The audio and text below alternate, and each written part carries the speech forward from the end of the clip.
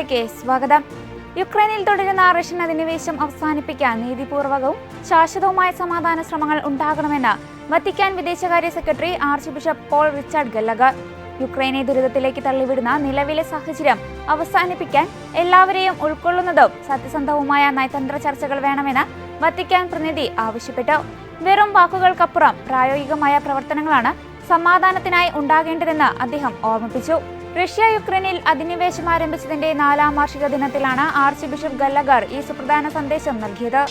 ദൈവത്തിൽ വിശ്വസിക്കുന്നില്ലെങ്കിലും താൻ ദൈവത്തെ സ്നേഹിക്കുന്നുവെന്ന് വെളിപ്പെടുത്തിയ യുവാവിന്റെ മറുപടിയുമായി ലിയോ 14 പാപ്പ. ഇറ്റലിയിലെ റെജിയോ കലാബ്രിയ സ്വദേശിയായ റോക്കോ എന്ന യുവാവിനാണ് പിയാസ സാൻ പിയട്രോ മാസികയിലൂടെ പാപ്പ മറുപടി നൽകിയത്. താനൊരു നിരീശ്വരവാദിയാണെന്ന് കരുതുമ്പോഴും പ്രകൃതിയുടെ വിസ്മയങ്ങളിൽ ദൈവത്തെ തിരയുന്നുവെന്നും ദൈവത്തോടുള്ള അടങ്ങാത്ത സ്നേഹം അനുഭവിക്കുന്നുവെന്നും റോക്കോ പറഞ്ഞു. എന്നാൽ ദൈവത്തെ സ്നേഹിക്കുകയും ആത്മാർത്ഥമായ ഹൃദയത്തോടെ അവനെ അന്വേഷിക്കുകയും ചെയ്യുന്ന ഒരാൾക്ക് നിരീശ്വരവാദിയാകാൻ കഴിയില്ല എന്ന് ലിയോ പാപ്പ യുവാവിനെ മറുപടി നൽകി. ആണവായുധങ്ങൾ കൈവശം വെച്ചിട്ടുള്ള ലോകരാജ്യങ്ങൾ അവ ഉപേക്ഷിക്കണമെന്നും ആയുധശേഖരം കുറയ്ക്കുന്നതിനായി ചർച്ചകളിൽ ഏർപ്പെടണമെന്നും വത്തിക്കാൻ ആവശ്യപ്പെട്ടു. ജനീവയിലെ ഐക്യരാഷ്ട്രസഭയുടെ ആസ്ഥാനത്ത് നടന്ന നിരായുധീകരണ സമ്മേളനത്തിലാണ് വത്തിക്കാൻ നിലപാട് വ്യക്തമാക്കിയത്.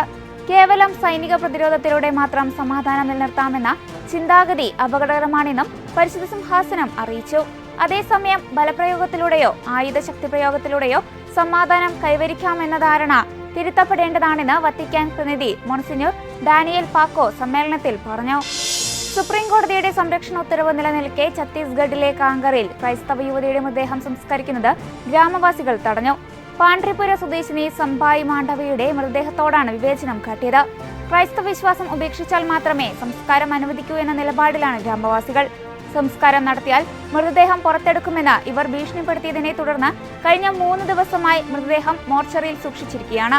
ഗോത്രവർഗ ക്രൈസ്തവരുടെ മൃതദേഹം പുറത്തെടുക്കുന്നതും തടയുന്നതും വിലക്കി ഫെബ്രുവരി 18 സുപ്രീം കോടതി ഉത്തരവിട്ടിരുന്നു. ഇത് ലംഘിക്കപ്പെട്ടതിൽ മനുഷ്യാവകാശ പ്രവർത്തകർ പ്രതിഷേധം അറിയിച്ചു. മധ്യപ്രദേശിലെ ഗാണ്ടോ രൂപതയിലുള്ള കഞ്ചബായുടെ മരിയൻ തീർത്ഥാടന കേന്ദ്രത്തിൽ വാർഷിക തിരുനാൾ ഭക്തിപൂർവ്വം ആഘോഷിച്ചു. മധ്യപ്രദേശിൽ നിന്നും അയൽ സംസ്ഥാനങ്ങളിൽ നിന്നുമായി 10,000-ത്തിലധികം വിശ്വാസികൾ ഈ ആഘോഷത്തിൽ പങ്കെടുത്തു. ഫെബ്രുവരി 13 മുതൽ 21 വരെ നീണ്ടുനിന്ന ജപമാല പ്രാർത്ഥനകൾക്കും നൊവേനകൾക്കും വിശുദ്ധ കുർബാനയ്ക്കും ശേഷമാണ് പ്രധാന തിരുനാൾ ആഘോഷങ്ങൾ നടന്നത്.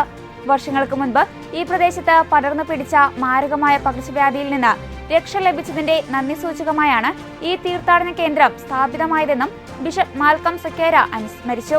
അതേസമയം തിരുനാളിനോടനുബന്ധിച്ച് ക്രൈസ്തവ സഭയിലെ 500 വിശുദ്ധരുടെ തിരുശേഷിപ്പുകൾ പ്രദർശിപ്പിച്ച പ്രദർശനം ശ്രദ്ധേയമായി.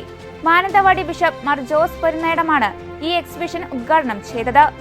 ഇതോടെ ചർച്ച അപ്ഡേറ്റ്സ് പൂർണ്ണമാകുന്നു. നന്ദി.